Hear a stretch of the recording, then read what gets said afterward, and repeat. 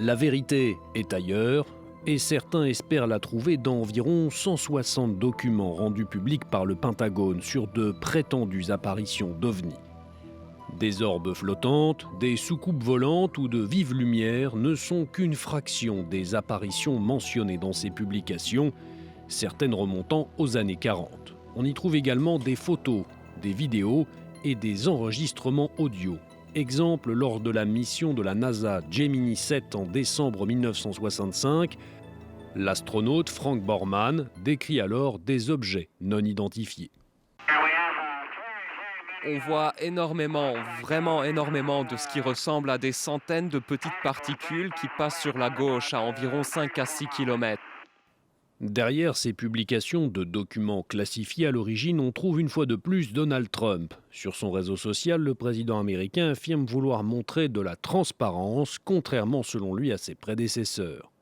Mais selon des experts, ces documents ne contiennent rien de vraiment nouveau. Nous avons avant tout de la quantité plus que de la qualité. Beaucoup de ces documents sont vieux, de vieux documents que le FBI a publiés il y a des années. Donc nous n'avons rien qui ressemble à une preuve irréfutable, rien qui apporte de véritables éléments sur une quelconque technologie avancée, et encore moins sur une origine extraterrestre. Rien de nouveau, de quoi faire dire à certains, dont l'ancienne soutien du président Marjorie Taylor Greene, qu'il s'agit là d'un contre-feu, une manière selon elle de détourner l'attention des Américains de la guerre en Iran et de l'affaire Epstein.